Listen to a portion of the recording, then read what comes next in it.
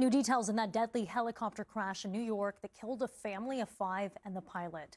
Crews from the Army Corps of Engineers pulled large pieces of wreckage from the Hudson River, while the search continues for other parts, including the tail of the aircraft. New CCTV video obtained by CNN captures a loud boom and this moment before the helicopter fell from the sky.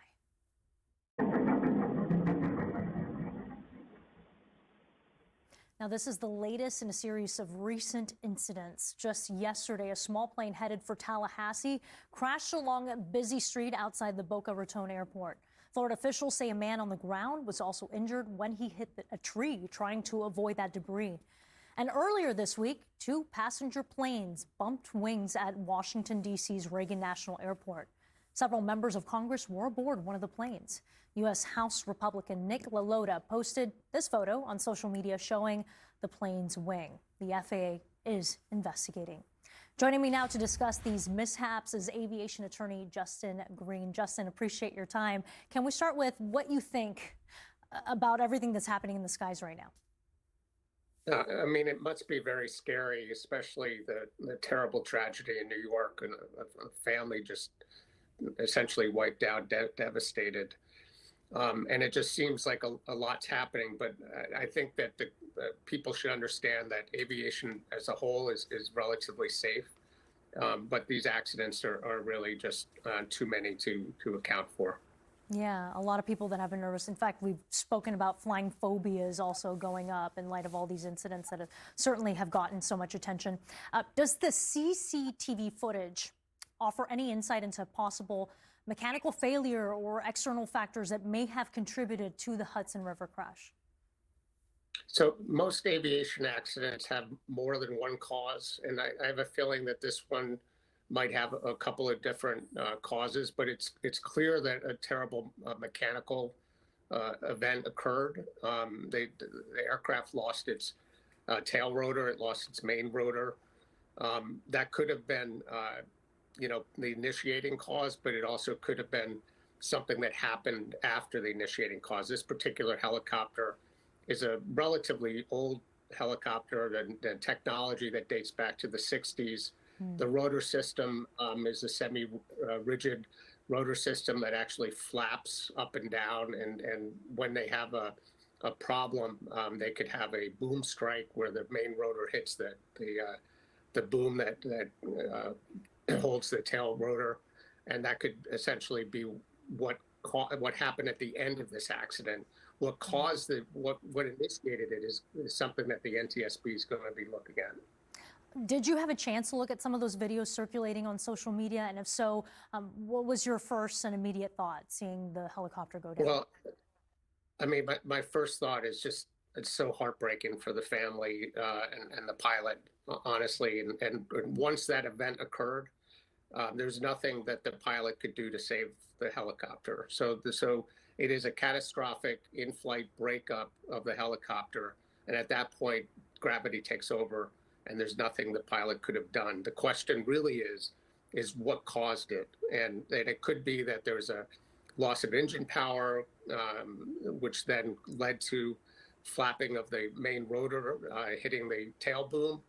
It could be a transmission issue that initiated it, but it seems like something mechanically happened that's not supposed to happen. This is these flights are supposed to be safe. They're supposed to be flown very carefully, not extreme maneuvers like you might have in other types of aviation, like military aviation.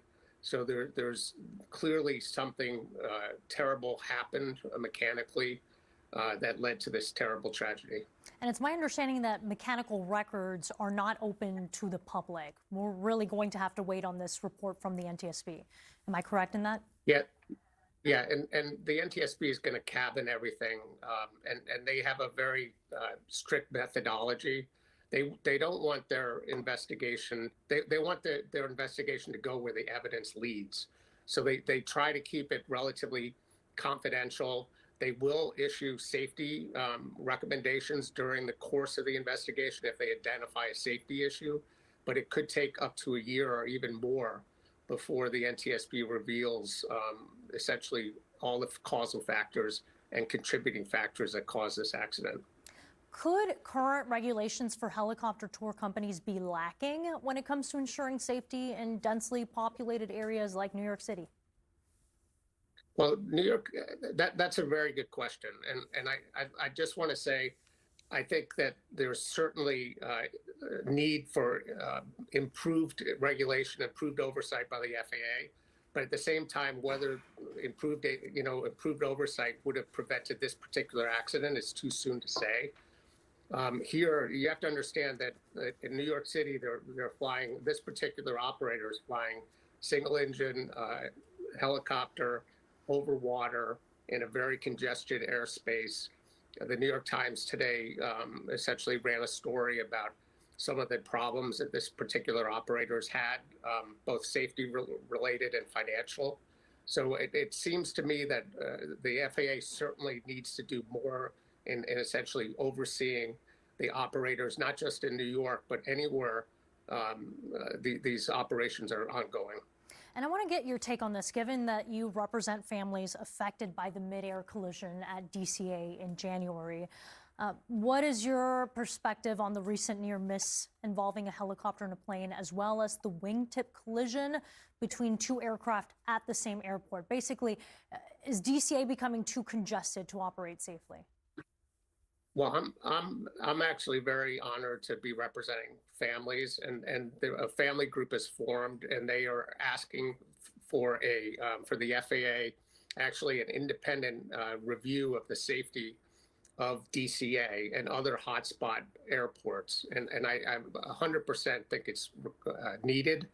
One of the things that's come out is the history of near misses at DCA in that very congested airspace, and the fact that they really didn't analyze all these close calls. And if had they done so, they clearly would have stopped the helicopter flights so close to the approach and departure ends of the runways, which is the first thing they did after this accident. Just should have been done before, and the families that lost their lives, would have been saved. Justin Green, really appreciate your time. Thank you. No problem. Thank you.